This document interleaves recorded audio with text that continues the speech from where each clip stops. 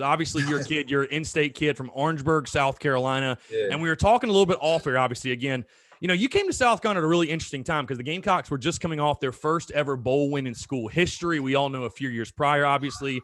A few years prior, South Carolina had just joined the SEC. But the Gamecocks program in the 90s was definitely, building, if you will, under Brad Scott. Just talk about the recruiting process for you. And if I see this correctly, I believe, did you play wide receiver in high school? Was that a thing? Actually, I played everything in high school. Okay, you were do-it-all guy. Okay, yeah, I was an athlete, as they call it now, the athlete. Yeah. Just talk about the recruiting process, what it was like for you, because again, like you were saying, you had offers from everywhere. You could have went anywhere, but you chose to stay in-state, go to South Carolina. Why was that? Why'd you want to be a Gamecock? I think it really registered after going to the Senior Bowl. I'm sorry, the Senior Bowl in high school, the Shrine Bowl, as we right. The Shrine Bowl. So playing with guys, being around that camaraderie, South Carolina guys wanting to do something different. Just meeting a good group of guys, playing against a lot of guys from North Carolina, and actually it's that carving relationship that I end up having with Coach Brad Scott. And at that time I was staying a lot with my grandmother, and something intriguing how his approach, and when he met my grandmother, and it's so crazy, as a head coach, he came and changed the bulb light of my grandmother's front porch, and I was like, okay. Those little things that coaches do. So with that, we were able to form a great relationship, and that's when I knew, okay, well, you know what, there's a good opportunity for me to stay home and do what I, aspire what I want to do, and to try to be great home. Like a lot of the kids, you want to be great, to represent your state and things like that. So I decided to, and after that relationship with Brad Scott led me to take a visit, and from there, the rest is history. Now, what was the momentum like around the program, Arturo? Because, again, like I said, South Carolina was coming off of its first ever bowl win in school history. You had a young, high-flying freshman quarterback in Steve Tannehill that was obviously leading South Carolina. And you mentioned Anthony Wright, came in with you. He would obviously take over later. But I'm just curious, what was the momentum like around the program? Because, again, Brad Scott had just gotten there. They're coming off of a bowl win. And I have to imagine that, spirits were pretty high in Columbia at that point, I would say.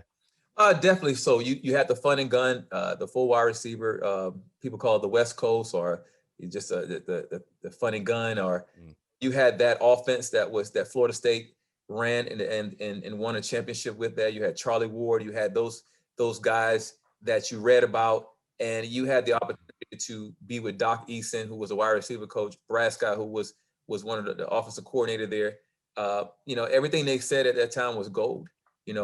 Being recruited by Florida State and the Florida schools, and you as a kid in South Carolina, Orangeburg, it's different now. The paper was our biggest thing. It wasn't the computer, the right. social media that allowed these kids. I mean, I didn't know what Ohio State was.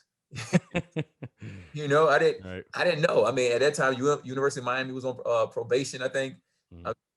Outside of that, you was like, where could you go? Tennessee was one of the thriving things because because of Peyton, the big thing you heard about those guys going there. But other than that, I tell kids all the time, man, 4 or 5 schools, that's all you really knew. I mean, you knew the other schools, but it wasn't. But back to your question, the morale was exciting because it was a brand new coach. It was a fun offensive minded coach. He believed in everything he said. He brought some guys over from the defense. Florida State just won a national championship. Brad Scott just won his first CarQuest Bowl, first bowl in school history. You still got Steve Tannehill coming back. It was exciting. It was definitely a different vibe in Columbia. For sure. Now, you mentioned your head coach, Brad Scott. Just talk a little bit about him, your relationship with him. Obviously, we see what he's doing, still coaching now with the other team in the upstate. But right. Obviously had his run in Columbia, and you played for 2 coaches during your tenure. You did play for Lou Holtz that last year. But first off, your relationship with Brad Scott, what was that like? Like you said, it sounded like it got off to a pretty good start on the recruiting trail. It did. And actually, to this day, he's now he left Clemson with his son. He's at USF. And to this day, we still exchange texts, greetings during the holidays. It's amazing to see what his son is doing. When you see him run around the campus when they were young boys, to see that he's still coaching and what it's done for his family and the relationship that we're still able to have to this day. No hard feelings, nothing but love.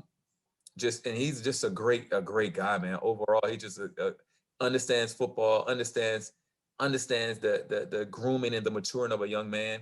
Does that very well, and it's great to see him still doing that and imparting in young men.